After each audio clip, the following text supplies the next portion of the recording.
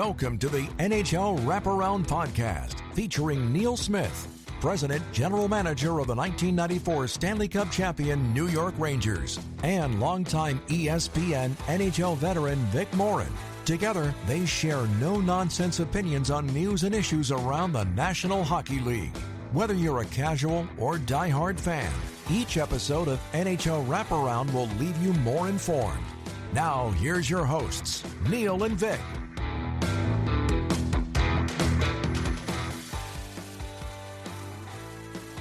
Welcome to NHL Wraparound for Monday, March 24th, 2025. Vic and Neil with you. We'll be joined shortly by the voice of the Edmonton Oilers, Jack Michaels. Just a few minutes. Pretty good weekend of drama around the league. It sure was. It was a great weekend, but we're getting closer and edging closer to knowing who's going to make the playoffs. And, the thing is, it happens at this time of year, oddities start to happen too, because there are teams who are out and there are teams who are definitely in. And so then they play each other and the wrong team wins. The team that is way out wins and the team that is way in loses. And you're scratching your head saying, how does this happen? But it seems to happen more at this time of year than any time during the season. 25 days left in the regular season, entering play on Monday. A lot to be decided. But first, let's hit three things you need to pay attention to. Brought to you by UBS Financial Services, Inc. Number one, the Washington Capitals are the first team to punch their ticket to the playoffs. That happened late last week. But one of the things we wanted to look at was in a little bit more detail, because we know they've had a great season. Alex Ovechkin has been center stage with his chase of Wayne Gretzky's goal record. You've had career years from Strome, Protas. Tom Wilson is up to 31 goals. Pierre-Luc Dubois, backline contributions from Jacob Chikrin, John Carlson. But in 70 games this year, the Capitals have scored at least 4 goals in exactly half of them. And in 18 of those games, the goal scorers were all unique. No repeat scorers, no multiple goals. What does that say about this team? Well, they've got a lot of depth, and it's odd when I don't know that I ever remember seeing a team that was the last team to get into the playoffs one year and the first team to get into the playoffs the next year. But they have an unbelievable amount of depth on this team, scoring depth. They don't depend on any one guy. They get it from all over the place, and they're just a really well put together hockey team. The balance is remarkable, and I think that's something that we have kind of focused on all year, and that really kind of jumps out, because when they beat Florida Saturday 6-3, did a quick check on the box score, saw it was a picket fence, all 6 different goal scorers, and I said, you know what, let's look a little bit more in depth into that. And indeed, have 18 games in which you score at least 4 goals, and having all of these unique goal scorers just really underscores that. No, it's true. I mean, they're not having to depend on just their first line or their first power play. They're getting it from everywhere. But that's what you need when you have a real good year. When you have a good year, you have a bunch of players having career years, and then that amounts up to a great team year. And I know that's what you're seeing out of the Caps this season. Playoffs still a ways off, and there will be a whole lot more to be proven by Washington. But in the meantime, unbelievable job by them. Number 2, how do you get 2 different feelings coming out of 2 teams getting 1 point apiece on Saturday? So let's explain here. The New York Islanders were ahead of the Calgary Flames on a late goal by Kyle McLean, under 3 minutes left on Saturday, and then gave it back a few seconds later when Jonathan Huberdeau tipped in a shot and the Flames went on to win in overtime on a goal by Nazem Kadri. The Montreal Canadiens were down 4-1 in the third period against the Colorado Avalanche, score 3 times in a little bit more over 4 minutes. They wound up losing the game in the shootout, but they also get a single point. So the teams entered play on Saturday, Canadians with a 2-point lead over the Islanders. That's how the night ended. But Montreal has to be feeling a lot better about their point than the Islanders do about the 1 point that they got and the one that they let get away. Well, and they let it get away to a much inferior team to who Montreal was playing. Montreal's playing Colorado Avalanche. That's pretty darn hard. And the Islanders were playing Calgary, who is a team that is desperate in trying to make the playoffs and played a real good game. I thought UBS Arena in the afternoon that day, but Montreal comes back against a powerhouse and gets a point. And you know, I've always said that if you want to make the fans happy at the end of the night, either lead the whole game through or be losing for most of the game and turn around and win at the very end. Everybody leaves happy. The worst thing you can do is be leading the whole game and then end up losing. And then everybody goes home mad because you've teased them that you're going to win, and then you don't. Big props to the Calgary Flames, though, who for the first time in their history sweep the New York metropolitan area, winning in New York, New Jersey, and on the island. Number 3, take a look at the Los Angeles Kings. Now, 25-3-4 at Crypto.com Arena. They are 13-0-1 in their last 14, and they roll a pair of 7s over the weekend. For a team that doesn't score a lot, they roll up 7-2 wins over Carolina and Boston. Quentin Byfield with goals in his last 7 home games. This is quite a roll for Los Angeles as we come down the stretch. And good for Jim Hiller, who a lot of people questioned in the offseason when Rob Blake made him permanent head coach or took the interim title away from him as head coach. And he's done a heck of a job there. And the Kings have done a great job. When you think about them starting this season and playing the first couple of months without Drew Doughty and still, playing really, really well. And they've kept it up all season. And I got to tell you, Carolina goes into LA and you're figuring, well, Carolina, they're really good. They've won 6 or 7 straight now. They're, and by gosh, the Kings roll over them 7-2. Wasn't so surprising to see them roll over the Bruins at this point in the season, but to get 14 goals in 2 games is unheard of for the Kings. That usually takes them 4 games to get that many goals. So things are going right right now at the Staples Center, currently called the Crypto.com Arena. Kings are down with second in the Pacific, tied with Edmonton with 87 points. They've played 1 fewer game, and they also trail the Vegas Golden Knights by 5 points with the game in hand. Still looks like right now they're going to have a date with the Oilers for the 4th consecutive year in the opening round. And we're going to pick that up with Jack Michaels shortly. But in the meantime, this has been 3 Things You Need to Pay Attention To, brought to you by UBS Financial Services, Inc.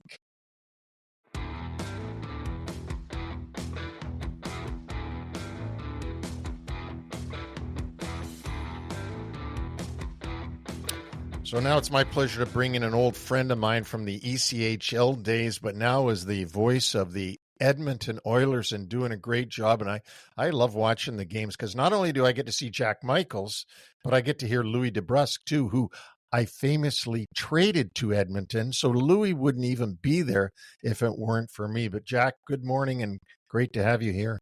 Yeah, no, absolutely. And appreciate the kind words. And Louis probably doesn't see it quite that way, Neil. He probably feels like he'd be in the rafters at MSG if he hadn't traded him. But no, he's well, he would be because he would be in the rafters at MSG because he'd be working one of the spotlights for the shows that come in. careful, Neil, or I'll give him your address. He's a great guy, pleasure to work with, and as you know, just a great personality, and I think that comes across in his telecast. He's quite engaging and absolutely couldn't be happier. Well, before we start, I got to mention to you, Jack, that I was with Brendan Burke. Of course, every Islander game, I see Brendan and see Butch and see Thomas Hickey and Cal Clutterbuck and Sharon Hogan.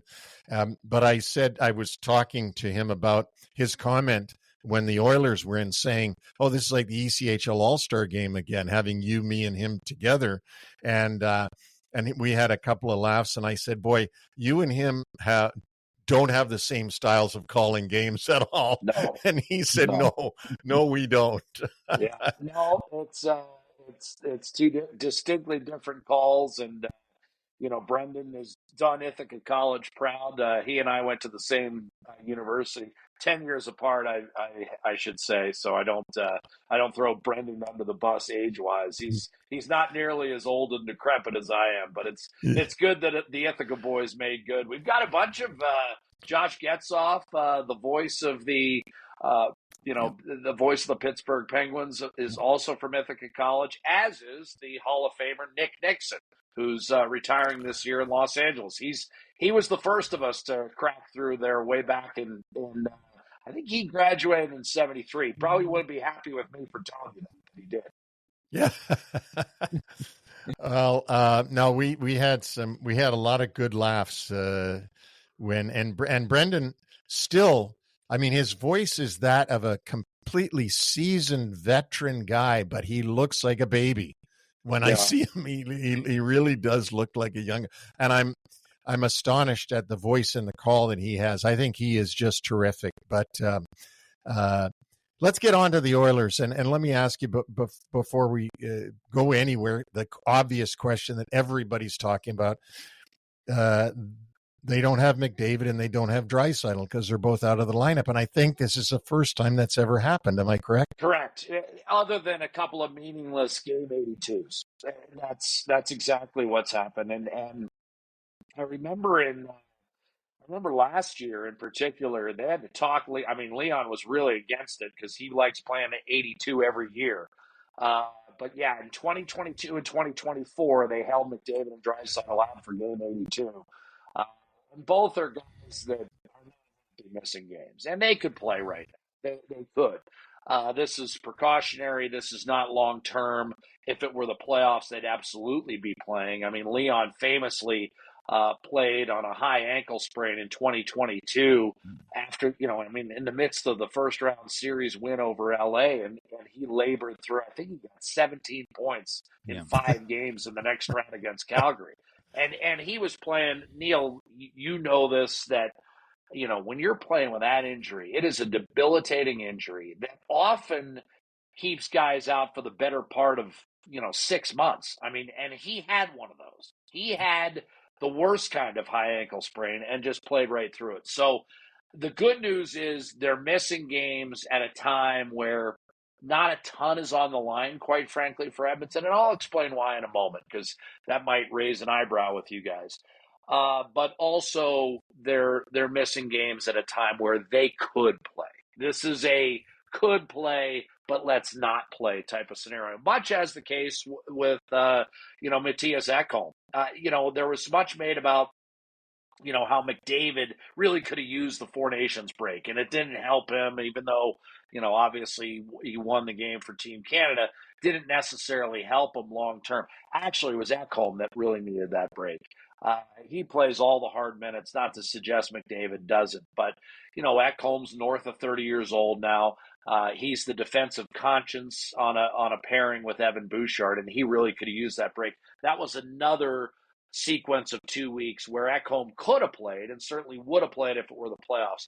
What I'm saying in a long-winded way of doing it is Edmonton is very much playing the long game right now. And that's because their likely first-round opponent is going to be Los Angeles.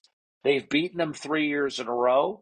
I think there's a belief in that room that they can beat them a 4th consecutive year, and I believe there's a belief in that room that it doesn't matter where they play. And the numbers, if you look at the breakdown of wins and losses over the last 3 years in games involving Edmonton suggests that I think the Oilers have a slightly better winning percentage actually in LA than they do at home. Jack, I think one of the key things for the Oilers and one of the concerns this year has been supplemental scoring. And Zach Hyman had a brutal start and didn't get on the sheet until the end of October. Evan Bouchard hasn't been quite as dynamic as he was, say, a season ago. But even beyond them, Ryan Nugent-Hopkins, who scored over 100 points a couple of years ago, right, struggled for a good part of the year. Adam Henrique, Jeff Skinner, and Victor Arvidsson. But Saturday against Seattle, without McDavid and Draisaitl in the lineup, Nugent-Hopkins gets a hat trick, and Skinner and Henrique get the other 2 goals. So, in a way, as you had said before, you're kind of able to find things out, and you're playing the long game, and you're going to see if these guys can actually start performing and picking up some of the slack, because that's clearly going to be necessary for this team in the playoffs. Well, there was a huge adjustment at the outset, not only for the veteran players that joined Edmonton, but also Edmonton indoctrinating them in. And here's what I mean by that. You know, Ryan McLeod and Dylan Holloway were the young legs that I thought were going to carry the Oilers into this next, half generation. And what I mean by that is offer those supplemental minutes as Leon and Connor were turning 30. And, things went awry. And they decided to make some moves and brought some veteran guys in to load up for the Stanley Cup. Now, when you do that, you are bringing guys into a situation where they're going to play less minutes. I mean, Adam Henrique is a 7-time 20-goal scorer, and he didn't get there playing 12 minutes a night. Right. Jeff Skinner has scored 30 goals, a handful of times, 40 once, and he didn't get there by playing 12 minutes a night. Yeah. Corey Perry, same thing. He's got the most production of anyone not named Adam Gaudette in the entire league, and he's playing 12 minutes a night. So you've got all these veteran guys. Victor Arvidsson is not a top-line player. He's not playing with Philip Forsberg in Nashville. He's not playing with that caliber of player. He's playing a little further down the line. Now, in Arvidsson's case, he's had a lot of time along Leon Draisaitl. But he's not on the first power play unit. In Nashville, he always was. So the point I'm getting at is you had Edmonton losing some young guns that they liked and knew could help them long term. And you replaced them with veteran guys whom they respected, but they didn't know. They didn't know their games, and obviously they're going to be suppressed in the lineup. And those veteran guys now are all of a sudden having to adjust. Ryan Nugent-Hopkins, quickly start with him. He was starting to get his game together. I think he'd actually been playing good hockey. Neil will tell you, had a couple of chances early on Long Island. That game should have been over. But that game was kind of a microcosm of Edmonton's entire season. And this is what I'm getting to, Vic, is nothing has come easy for the Edmonton Oilers this year. Connor McDavid has had probably the hardest earned 90 points I've ever seen in my life. Nothing. He hasn't had the big 5 and 6 point games. Look at Edmonton. They've got the same amount of wins by 3 or more goals that the Seattle Kraken do. I mean, now in past years, they had game, McDavid would have 5 points. The Oilers would go on a tear where they'd beat teams and beat the tar out of them. That hasn't happened this year. Nothing's come easy. Nugent-Hopkins has had to grind. He's had 9 points in the last 4 games. That's going to rescue his season to some degree individually. Jeff Skinner, 3 goals in his last 2. Right now, what you're seeing is these veteran guys kind of rescue their individual years. But you mentioned Evan Bouchard. You look up, he's actually 3rd in the NHL among defense scoring. But I agree with you. It hasn't come easy this year. Every turnover he's had this year has been in the back of his net. And even the points, he waited 60 games for his first power play goal. Evan Bouchard, he of the 98-mile-an-hour slap shot, waited that long. And again, the reason that's notable, and Neil would tell you this, how many top power play defensemen playing with guys like McDavid and Draisaitl with the shot that Bouchard have had to wait 60. Has that happened in the history of the game? I mean, that's how hard it has come for the Oilers this year. I think they've got a record of 41, 24, and 5, and it has been hard. It's been one goal game after another. It's been 1-2-1 or 3-2 overtime win after another. There haven't been the 8-2 shellackings that has marked this team and has given them the illusion of this high-octane superpower. They aren't that this year, but they have gotten better at the grind game, the cycle game. They can make life miserable for you in the end. Now, they haven't scored often all year long, but I wonder, and again, we're not going to know for another month, and that's the only way in which Edmonton's next 4 or 5 seasons are going to be graded, is what they do in April, May, and June. None of this matters, is what I'm saying. So, as you pointed out, there have been career years prior to this one. No one's had a career year this year with the exception of Draisaitl, and you wonder whether that may translate, because everything's been hard, that may translate very well in the upcoming postseason. One of the areas that the team improved on so much under Chris Knobloch last year was their play away from the puck. And at times this year, it's been spotty. There's been a lot of self-inflicted wounds. Knobloch himself has been concerned about their play away from the puck. What are you seeing that is potentially improving as this team starts to gear up for the final 3.5 weeks of the season? Well, it starts with the acquisition of Jake Walman. That allows you to slot guys in a more conventional way. It takes some pressure off a guy like Mattias Ekholm. It certainly takes pressure off Darnell Nurse. And in Jake Walman, you add a top 4 guy. Now, whether you think he's a top pairing guy or not is really immaterial on this team because, again, you've got Ekholm, Nurse, and Bouchard. So now you have an actual top 4 where you'd really have a hard time convincing me, that those guys are not a top 4 somewhere. Right. You may argue that they're all 4s or they're all 3 4s, but they're certainly all top 2 pairing defensemen. What that allows you to do then is have Brett Kulak in your 3rd pair instead of your 2nd pair. Brett Kulak is certainly a serviceable and more than adequate 2nd pairing defenseman. Yep. But in the 3rd pair, all of a sudden, he becomes a bit of a guy that controls those matchups. Brett Kulak in a 3rd pair role isn't going to have much of a hard time with most 3rd and 4th lines in the league. Not all, but most. Against Winnipeg, that's going to be a tough matchup. I mean, Adam Lowry's a handful for anyone. But against most 3rd and 4th lines in the league, you've got an advantage with a guy like Kulak lingering in your bottom pair. Not to mention, you don't have to hide guys like an Emberson or a Stetcher as much because you've got Kulak, who's kind of, again, more of a 4 than he is a 5 or a 6. So it strengthens Edmonton's depth on defense. Look, this is not a team that's going to, confuse anyone with the 2003 New Jersey Devils. But they are better defensive players. I would submit to you, and I mean this, and Neil knows this guy very well. There's been one player in the history of the league who's won the Selke and the Art Ross in the same year. Leon Draisaitl is having a Sergei Fedorov type of year. He is. He is a force at both ends of the ice. He has had a remarkable season. I'm not taking any away from the other 29 involved in the MVP conversation. But I will say this. Leon Draisaitl has more defensive responsibilities than that other number 29.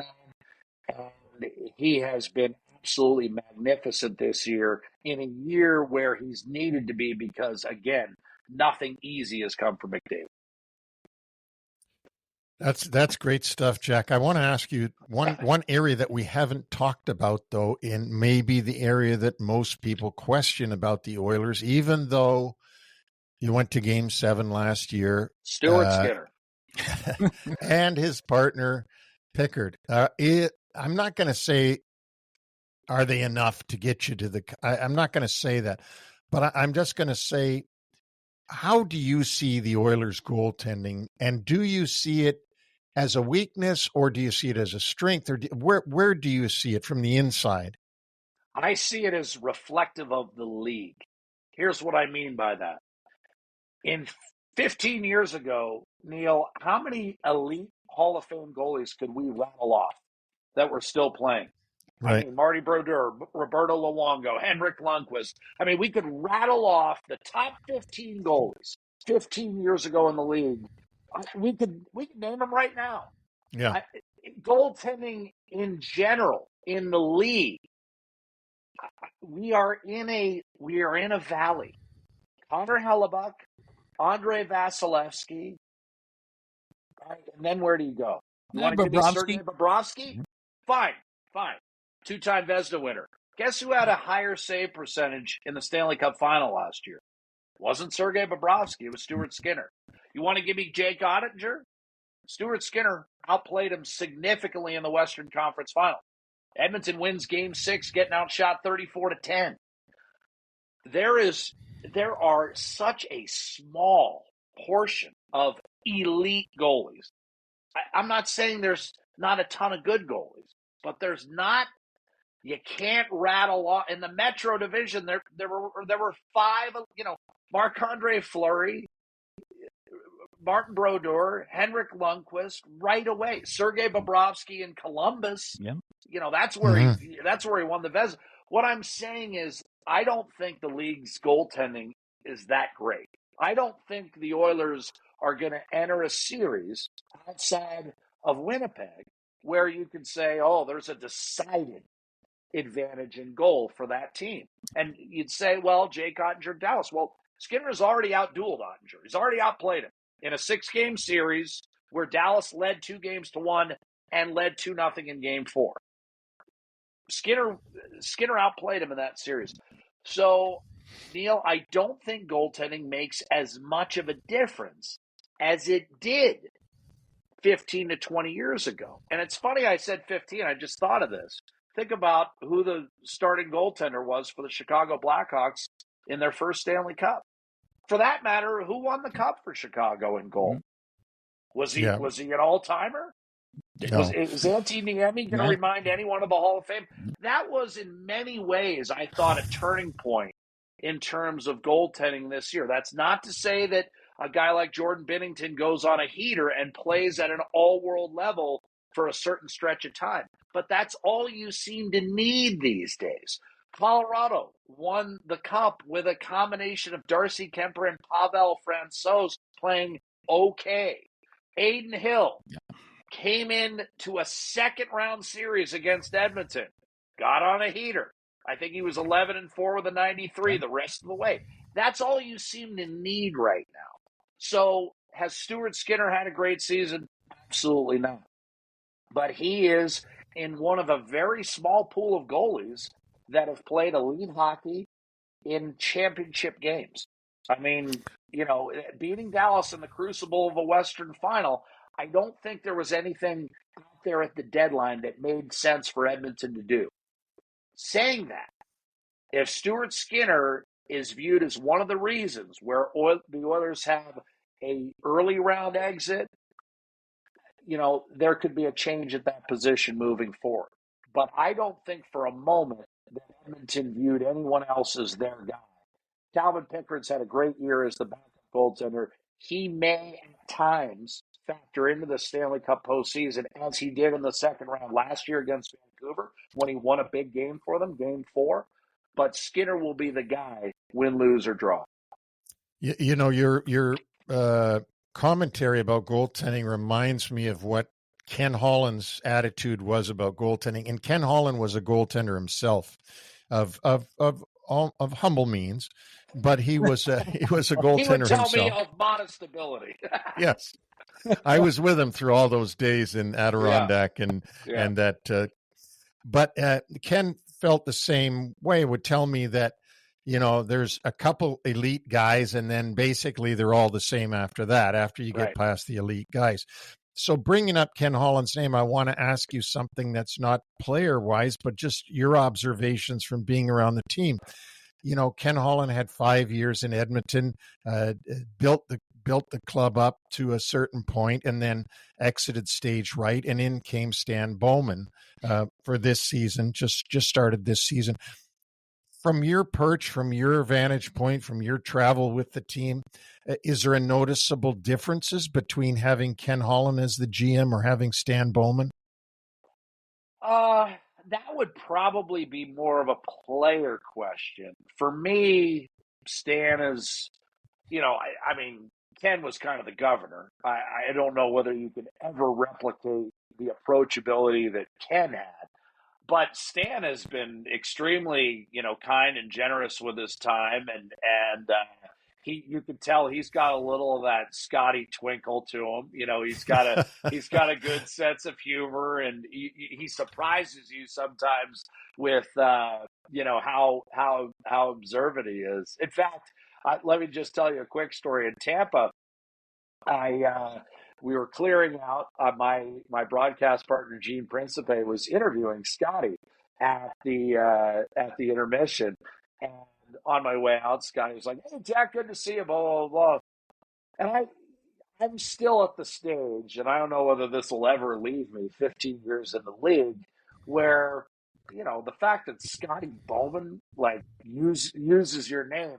I had to double check with Gene. I was like, "You didn't prompt him with that, did you?" And and Gene said, "No, I didn't."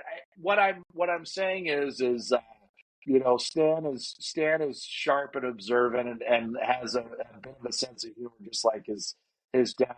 I don't know what it would be like for the players. My sense is there's not much difference other than you get Kenny going, and you don't know where that conversation is going to go, because he can weave 9 stories into one and turn a 20-minute podcast into a 60-minute podcast. Stan isn't quite there yet, but he has been, very engaging. And for a guy I didn't know at all prior to this season, it's been pretty seamless in terms of, a comfort level of, if and I haven't utilized that much, I leave that to my partner, Bob Stauffer, sometimes. But, if I do want to talk to Stan, he's pretty engaging, and he definitely does have a little bit of Scotty's buried down deep sense of humor. Did Kenny ever tell you about the vacuum cleaner story that he? Oh, of course. All right, fine. He had his aunt going. He had sold 4 or 5 vacuums to his family, and thought he was on a bit of a roll. And then the Western League came calling for scouting. So, Kenny. I mean, look, I have 5 years with Kenny, and I'll say this: extremely, extremely kind. And I'll tell you one story about Ken Holland.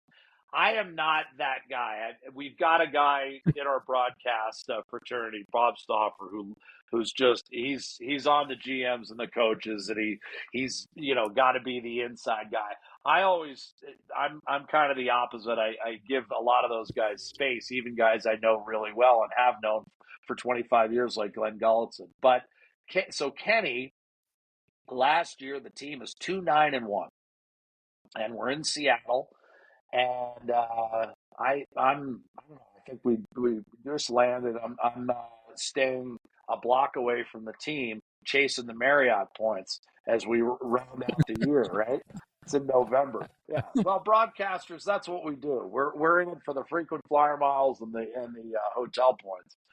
And I get a text. I believe this is the first time ever initiated text from Ken Holland. I had, over the first 4.5 years, thanked him for his time, good luck in the playoffs, have a great summer, those kind of texts. But outside of that, that's just not my style. I get a text, "What are you doing for dinner?" And I was like, I have no plans right now. I haven't talked to Louis yet. And he goes, "Find a place and meet me in the lobby in 10 minutes. So I did. I found this little Italian place, kind of very similar to the place where Michael guns down the police captain and Virgil Salazzo in the first Godfather. which I thought was fitting considering where the season was at that point. And sure enough, we have a great meal and a great time. And Kenny tells me, some great stories. And the whole time I'm thinking, wow, where was this my first 4 years? Like I could have been, getting these insights and having these great meals. Plus, I knew Kenny was going to pay, which of course, as a broadcaster, I'm already excited. And so we win the game. We win the game 5-2. He makes a coaching change, which we did not discuss. I didn't ask him, hey, are you considering a coaching change or anything like that? I stayed away from that. We just told stories and had fun. And the team, eventually goes on this tear where we win 24 of 27. And I think he did the same thing in Tampa and a couple other times. And then it started to peter off. And as we kept winning, I would walk by him on the plane and say, hey, Ken, I think it's about time you buy me another meal. I'm obviously good vibes. So, anyways, that went all the way through to Game 7. I even did it on the plane. I was feeling in a good mood, and I knew he was in a good mood going home after Game 5 of the Stanley Cup Final.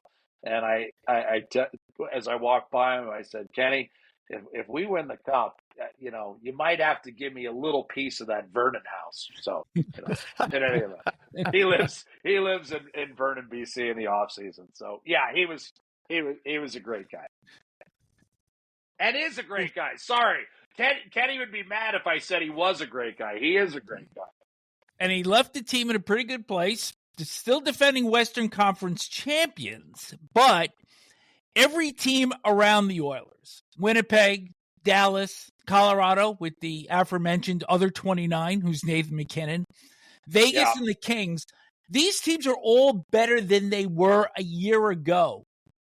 Where does this version of the Oilers need to get to in order to beat 3 of these clubs to get back to the final?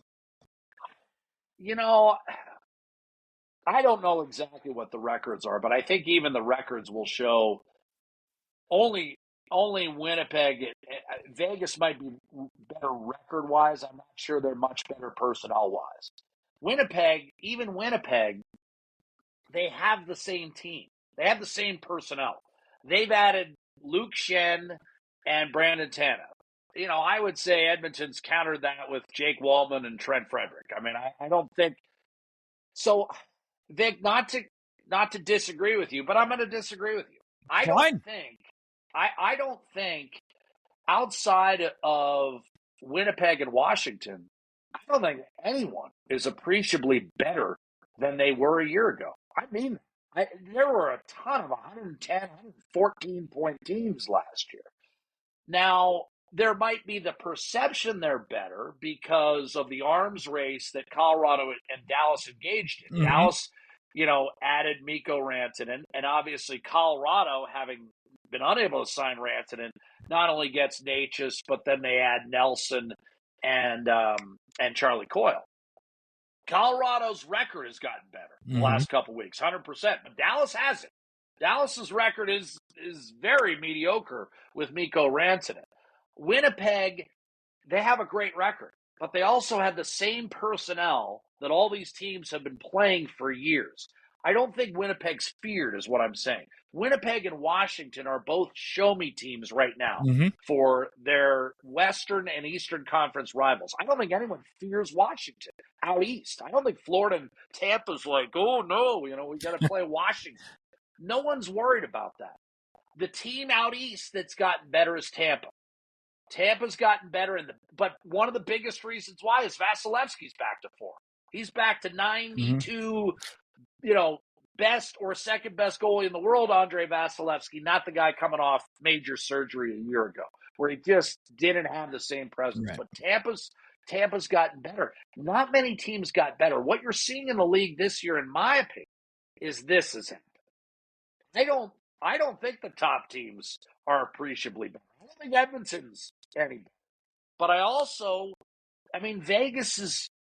Vegas is in the top spot, but they're not going to finish with 115 points. I mean, they're a good team, but not a great team. Mm-hmm. And I think, Gary Bettman has achieved probably what he's always wanted, is there's a lot of parity in the league this year. There's no dominant club other than Winnipeg and Washington, and no one fears those teams. So you've really got what you had last year, just at a different level. There's no Boston Bruins. There's no, I think Colorado and Dallas had 114, 113 points last year. They're going to struggle to get that this year. So I don't, LA's a little better. They've got better goaltending. But head to head, they're going to have to clear a hurdle. I would say this. Pay close attention. LA won a game in overtime, game 82 last year, to get into the 3-hole in the Pacific Division and not knock Vegas to the wild card round. So Vegas ended up having to play Dallas. Watch LA's reaction when they tied that game late in the third period to force overtime. It was like, yay. We get to play Edmonton in the first round. Yeah. That was the point they needed to leapfrog Vegas. I'm just saying, and look, I have all the respect in the world for the cornerstones of that team that continue to drive it in some degree, and that's Anze Kopitar and Drew Doughty. They're still hell of a players and hell of a leaders, but there's going to be a belief issue that they need to conquer when they play Edmonton. And I'm not trying to sound arrogant here. I don't think Edmonton's better than they were last year. But I do think, similar to last year, Edmonton is in a group of 6 or 7 teams that can honestly say, we can win the Stanley Cup. That's really what it boils down to. It's a 16-team tournament, but about 7 of those teams honestly can say they win the Stanley Cup. And I think Neil would agree. That's all you can hope for every year, is to be at this point in the season and say, we've got a shot. Yep. They're not a favorite, but we've got a shot. It's the hardest championship trophy to win in sports for a reason. Dallas has been knocking on the door now for the better part of a half decade, and you could even, maybe extend that out a little bit. They haven't won it. Edmonton's now been in the Final 8 the last 3 years at a bare minimum. 2 conference finals and a Stanley Cup final. They haven't won it. Vegas needed numerous chances before they won it in 23. Same with Colorado. Wasn't too long before they won the Cup that Nate McKinnon was sitting there in a press conference saying, I haven't won a damn thing, and frustrated. You need to give yourself chance after chance after chance after chance. Neil will tell you, the Red Wings teams that he built, they won 3 Cups. Yeah. They might have won 3 others. Pittsburgh won 2 Cups at the same time Neil was building Detroit. They could have won minimum 2 others. Yeah. You just have to give yourself a bushel of chances and hope you get 1, let alone 2. San Jose never did they? Yep. It's a hard trophy to win. And so I think from Edmonton's standpoint, they don't look at it as this team's better. I think they look at it as we're in a pool of teams that can honestly say we can win it. Fair enough. Last one from me, and now we're going to just take you back to your ECHL days when you worked with Neil on the All-Star game. And look, let's face it, you and I, we're both talents. Can we say that? I mean, you're real talent. A legend. Well, I'm a legend just by virtue of the podcast. But no, I said alleged talents. Not legend. Alleged talents. No, and I am clearly alleged. However, Neil and I have been doing this show for about 14 months now, and I've got to go through the entire litany of one-liners and whatnot. And, have you suffered the same way, or did you suffer the same way doing these ECHL All-Star games as I had? We had such a blast. I didn't know Neil the first time we did these games. I know who he was, obviously. Yeah. I don't think he knew who I was. I'd been in the league maybe a year or 2 or whatever. But when we did our first game, he kind of came in strong and was like, "Hey, Like, just so you know, we're not calling this, like, I don't want, Ricky Radio rapid fire play-by-play. Look at you producing. And he went on this harangue, and I think at the end of it, he kind of paused and realized he was losing me a little bit. I said, Neil, thank God you said that, because I feel the exact same way. I don't know who half of these guys are. I know the West Division, which is like 7 teams in a 28-team league. And the rest of the guys, because there wasn't a lot of interleague play, I didn't know who the hell they were. So we got a big kick. We had a huge belly laugh over that, and then the rest. I think we did 6 games together, and the rest of it was always like that. Like, we would just spend time cracking each other up and trying to paint the league in a good light, but mostly having fun and enjoy. It was one of those situations where even though he was from a very and I'll say this for Neil, and I find this to be true in all aspects of the industry in the National Hockey League, is the best guys are the best guys. And what I mean by that is the guys that have had, a real qualified level of success are secure in their own skin and treat guys like me as contemporaries and not as subordinates. And so we just instantly hit it off, and God, we had so much fun. And I hate to butter Neil's bread like this, because I'll never hear the end of it. But he really was a down to earth guy, considering what he had accomplished. And I think he recognized quickly that I didn't take this game or that I was the big fish in a small pond too seriously. We had a blast. I mean, I could tell you so many little intricate bits of that ECHL experience with him. And then there's a whole chunk of things that I can't say on the podcast that one day when the 3 of us have a beer, I can tell you what was really said once the mics were on. Well, we had a ton of fun, and it's still a ton of fun when I see you. Yeah. I listen to you guys. Here's the thing with NHL now, and Vic and I have talked about this. So you've got a game, and let's say it's Edmonton, Seattle, just because you mentioned those 2 teams. So I know who's doing the Edmonton broadcast. It's you and Louie. And then I know who's doing the Seattle broadcast. But you sort of want to listen to the guys that are your friends. Not that Eddie O's not my friend. He is. Right. But, I want to listen to you and Louie. And then I'll go to the next game, and I'll always pick the guys I know. I like Trip Tracy, for example, if it's Carolina. Oh, Trip and your sense of humor would be right on par. I can imagine you guys would have a great time, too. Well, we had him on, and he was terrific. And Kenny Albert I've known for many, many years. And there's a perfect example of the best guys being the best guy. Yeah. Kenny is exhibit A of that. Yeah. And so anyways, it's a lot of fun, Jack. To wrap up, I just want to tell you I'm very proud of your career. I knew you when you're with Alaska, and I'm very proud of you and how well you've done. And I can't say enough about you, and I will reiterate what you just said. The best guys are the best guys, and you're one of them. Well, I appreciate that. Thanks so much. Well, you're welcome. And thanks for coming on here, and hopefully we can get you back on when you can talk about what it was like to announce a Stanley Cup winning game.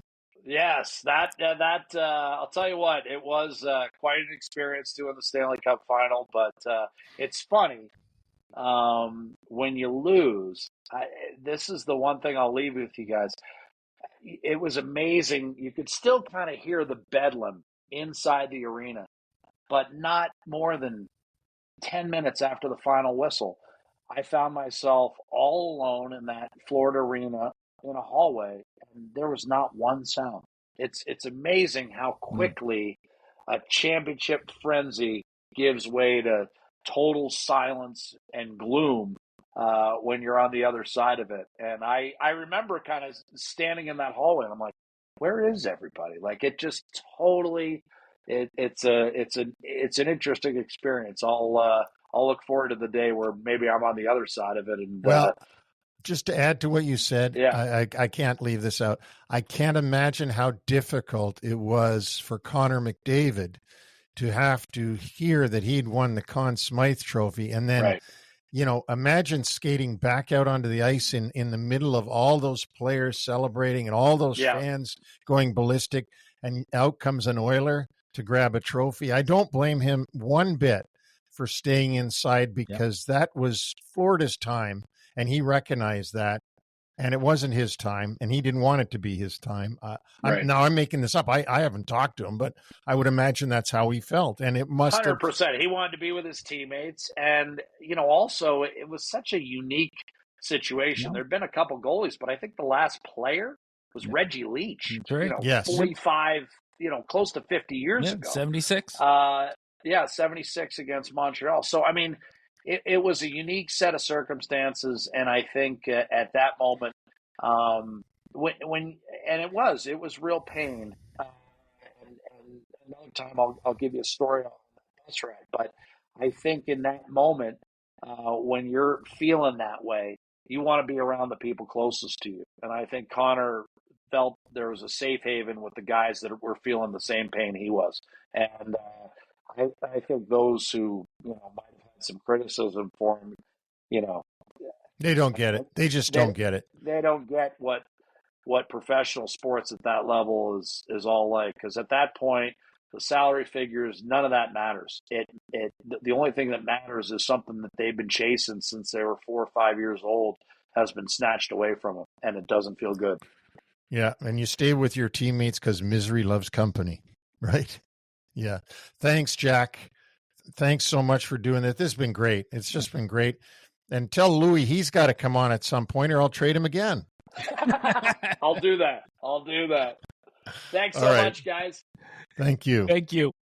And we will be back on Tuesday with New York Centric. And Wednesday and Friday, we have short shifts. But before we get into the races in the respective conferences, Jack Michaels is so much fun, and he is the kind of guy that great play-by-play guy, and at the same time, you could have a beer with him in a second and talk for 5 hours. Oh, yeah. He's such a great personality. And but I don't sense any ego in him at all, and which is wonderful. Certainly somebody of lesser quality person could be pretty egotistical about calling every single McDavid and Draisaitl game and being part of an organization like that, but you don't see it with him. He's the same guy that I knew with the Alaska Aces way back when. And a guy that every game that he calls, it's as if there's no other place on the planet that he would rather be than in the booth. Oh, for sure. Yep. No, it's sometimes over the top. We got to admit that. He's sometimes over the top. Oh, yeah, he is. But you know what? You need that too. You need all kinds to make it to make this league go round, and he's one of the great characters of the league. Let's hit some races now. In the East, with 25 days left in the season, entering play on Monday, Montreal Canadiens, wild card 2, and they are setting the bar at 89.1 points. Ottawa is first. They're 5 points clear of the Canadiens. But I think that this is realistically coming down to the Canadiens and the New York Islanders for that second and final wild card spot in the East. And you don't think that the Rangers are in there? Personally, I don't. I thought that this homestand that they completed against the 4 Canadian teams that came in, they were lousy. In 2 of the games, they played relatively well against Edmonton. They played relatively well against Toronto. The Calgary game was a disaster, and they managed 1 shot in the first period against Vancouver Saturday afternoon after the team honored longtime play-by-play announcer Sam Rosen. They got outshot by a huge margin. They only had 12 shots in the game, and to me, this club looks completely disengaged. And the Canadians and the Islanders certainly are showing that they want it more. And they've both played fewer games than the Rangers. Yeah, I can't disagree with anything you've said. I will say, though, that the New York Rangers are flying to California, and they play the LA Kings, have 2 days off, and then play back-to-back against Anaheim and San Jose. If they do not win 2 out of 3 of those, forget about them. Forget about them, because they've at least they've got to get 2 out of 3 of those games. You can't expect that it's going to be a hard battle to be able to beat LA Kings at home. We know how great they are at home. We've talked about it. That's going to be a tough one for any team.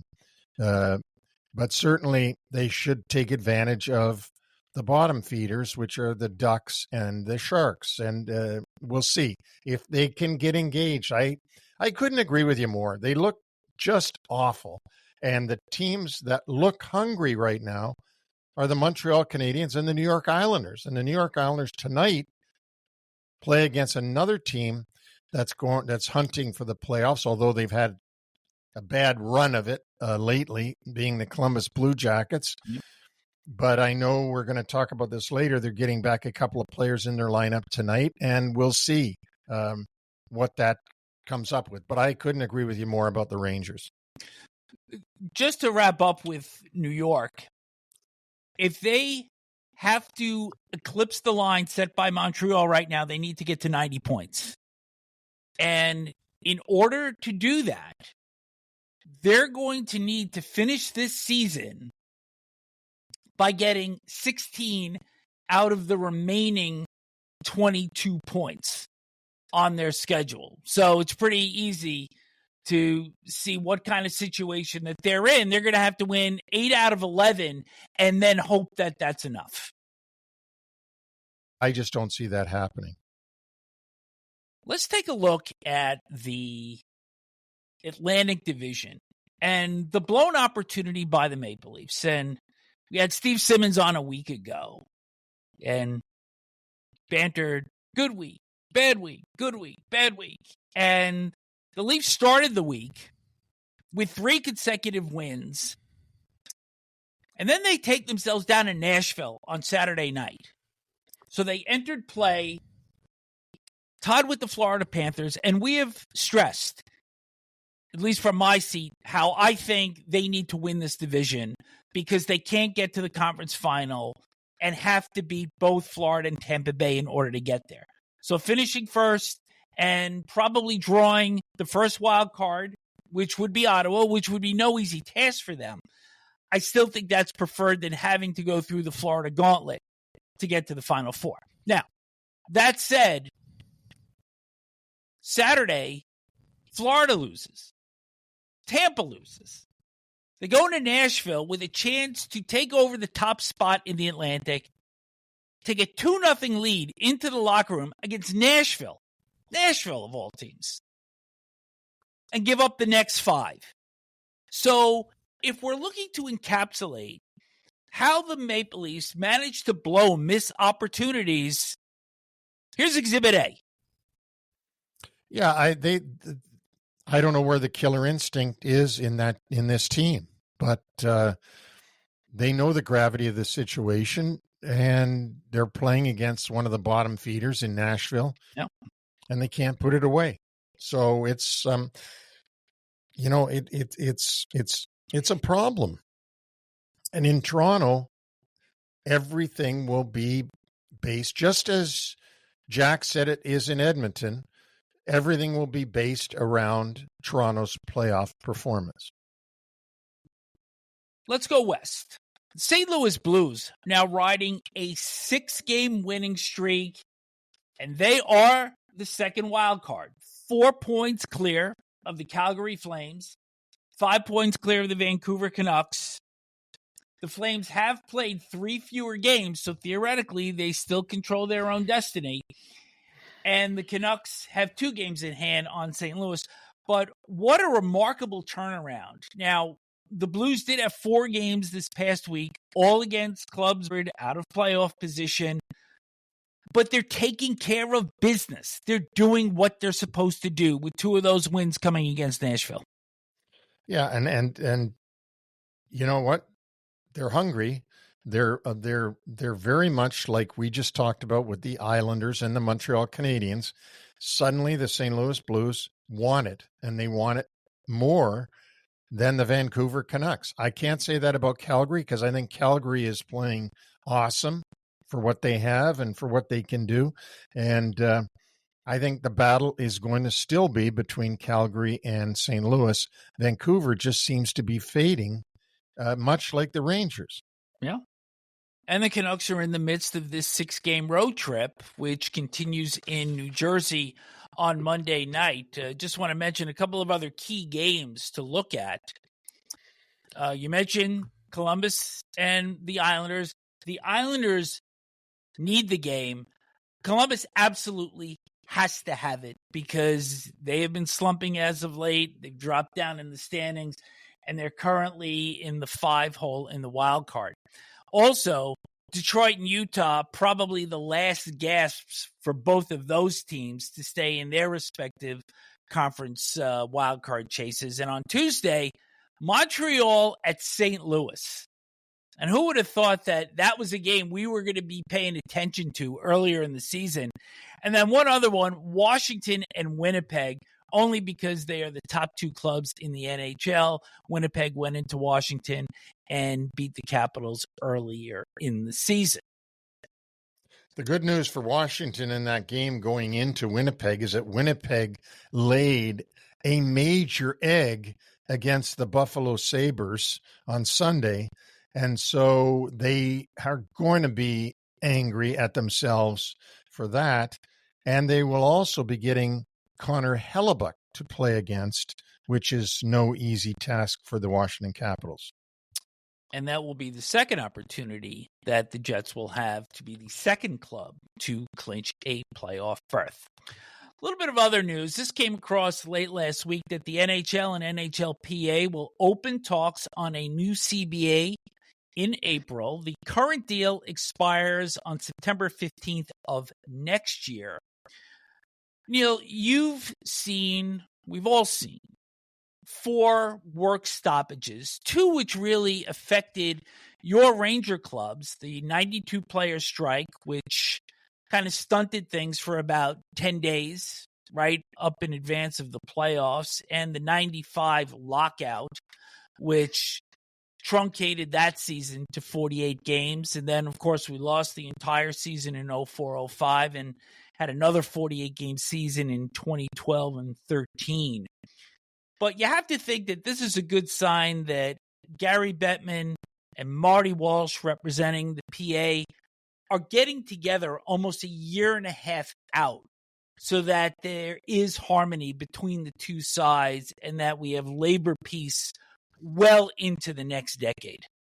Yeah, you're right on everything you've just said. But what they should have peace in the league right now with the type of revenue that they're making, not only for the owners, but for the players and the salaries the players are getting. It's astronomical compared to the 90s. And so the salary cap works, the revenue sharing works as far as the players and meaning the players and the clubs. And so hopefully they'll tweak what they have to tweak, but won't argue about give me more, give me more, give me more. So, and that goes for either side. Do you find it remarkable that when the pie was a lot smaller, when you were a GM, it was a lot easier to manage now that it has gotten so much bigger? Yeah, yeah, you're right. And it's like there's not as much pressure, I guess, as there was now that the pie is so much bigger.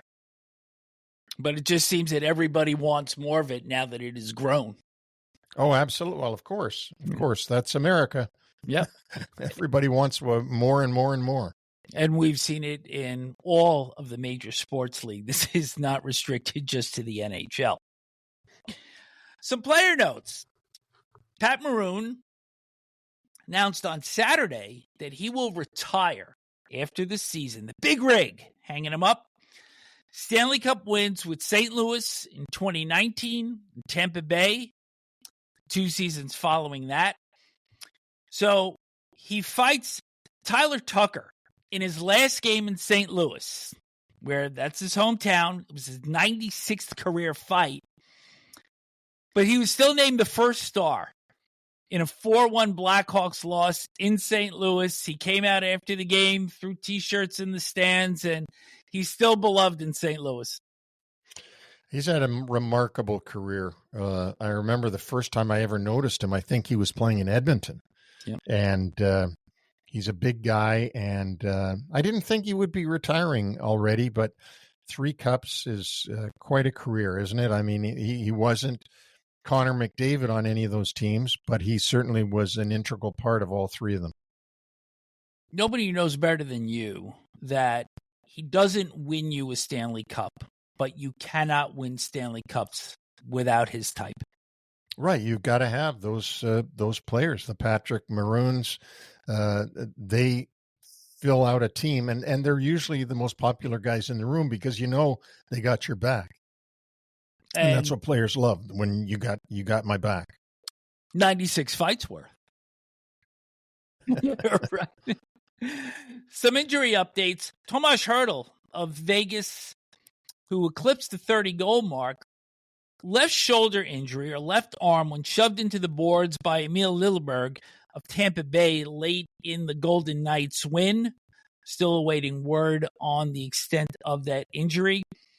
2 injuries on the Canucks front. Elias Pettersson, the forward, not the defenseman, hit on the left leg with a shot, and Niels Höglander both left Saturday's loss at the Rangers. We are waiting word to see whether or not they will play at New Jersey on Monday.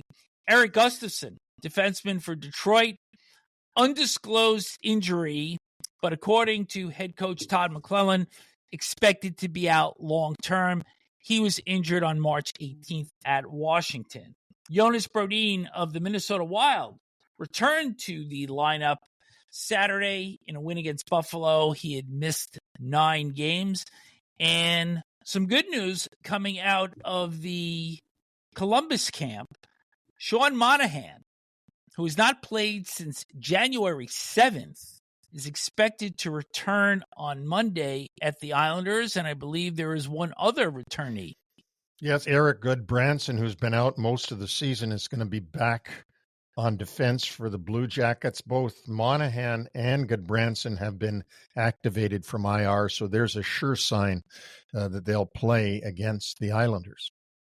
And much needed, and just in the nick of time as the season is quickly slipping away from the Blue Jackets. And finally, it's Women's History Month, and a little bit of history in the PWHL as Michigan native Abby Rock scored the first ever Michigan-type goal in the Sirens' 5-2 loss to Ottawa.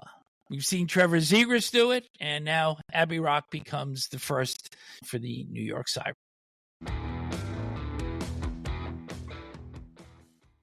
This is the human side of the story. Earlier in the show, we were joined by the voice of the Edmonton Oilers, Jack Michaels. And for a gentleman that grew up in a pretty small town in Pennsylvania, he has really had a remarkable journey to the NHL. He sure has. He started off doing some broadcasting in little town of Meadville, Pennsylvania, where he grew up. His dad was an English professor at Allegheny College. And he used to read to him the sports section of the newspaper at a young age, hoping that it would nurture his interest in other literature. But Jack became interested in sports. And in Western Pennsylvania, where football was everything, he actually gives his interest in hockey the credit to the Pittsburgh Penguins and the drafting of Mario Lemieux in 1984. And them starting to get good. But one thing that Vic, is that he was inspired by Mike Lang, as many broadcasters have been over the years. And he actually compares Mike Lang to Dave Johnson, who's a famous horse racing announcer that he grew up watching. So he graduated from high school. That's where his wife graduated, also Meadville area senior high school. What's interesting is he started with the Colorado Gold Kings, and that was in the WCHL, which is the West Coast Hockey League. They ended up folding the first year that he was there, and he moved on to the Alaska Aces, where he spent a lot of time up in Alaska. And so again, going from Meadville, Pennsylvania, up to the Alaska Aces, as he mentioned in the interview, he was able to do, or he mentioned us before the interview, I'm not sure which it was because we talked so much, but he did one championship of the Alaska Aces, and so that was great. He got to Edmonton in the summer of 2010 when the position came open. He didn't think that an American could get a job in Canada being the announcer, but I guess he was wrong. He tried with Florida Panthers and New York Islanders to get broadcasting jobs. He wasn't able to secure those, but he did get the job in Edmonton, and guess where he was when he found out? He was on a vacation with his wife in Hawaii when they called him and told him he had the Edmonton job. So he said he went from a dream vacation to a dream job, and he has done a great job in Edmonton, where he was given the television duties in 2021. He went there to be the radio guy and then got the television duties in 2021 and has been doing TV ever since. And I think doing a great job, and I love listening to his call. I think it was so poignant also of him crediting Mike Lang with really giving him the impetus to continue his career. And as we all know, Mike Lang left us just a short time ago, but it just goes to show that the legend lives on. And it's so important also to remember those who were influential early in one's career. And Jack certainly has never forgotten that piece. No, he's a very humble guy and a good guy, and I really enjoyed having him on this. I mean, I enjoy everybody, but he is a great interview. Everybody brings something different to the table, and Jack is so energetic and can tell you 1,000,001 stories. I mean, we could have had a 5-hour podcast with him easily if we just took the reins off and let the thing go today. We got to do that sometimes. That would be fun. Certainly will. But for now, that'll wrap up today's NHL Wraparound. And once again, we thank Jack Michaels for joining us. Thanks to UBS Financial Services, Inc. NHL Wraparound and UBS Financial Services, Inc. are not affiliated. UBS is a sponsor of 3 things you need to pay attention to. No other affiliation, relationship, or endorsement is made, suggested, intended, or should be implied or inferred between UBS and VNS Productions, LLC, or any of the individuals or businesses and or their respective products and services appearing in this program. Thank you to our listeners. Send questions or comments to NHL Wraparound at gmail.com. You can also reach us individually at Neil at NHLWraparound.com or Vic at NHLWraparound.com. All of our podcasts are on all platforms, both audio and video, including Apple Podcasts, Amazon, iHeartRadio, Spotify, YouTube, and our complete catalog can be found on our website, NHLWraparound.com. So also, New York Centric returns on Tuesday. We'll be joined by Thomas Hickey, who does analysis for the New York Islanders on MSG Networks and Prime Hockey Mondays. And we'll also return with short shifts on Wednesday and Friday of this week. So as we hit these last 3.5 weeks of the season, I think that we have gotten to this point and games have been so riveting. I can't wait for every night to start to see what drama is going to unfold next. Because it always does. There's always drama every night. And I'm going to say it again. I've said it all season. but you can't predict what's going to happen. I mean, if you said to me, Buffalo Sabres are going to go into Winnipeg and beat them, I would have laughed at you. And yet that happened. You laugh at me anyway. I know. Well, I do that because of a lot of different reasons. All right. And we'll pile on with more of those reasons when we come back on Tuesday with New York Centric. We'll speak to you then.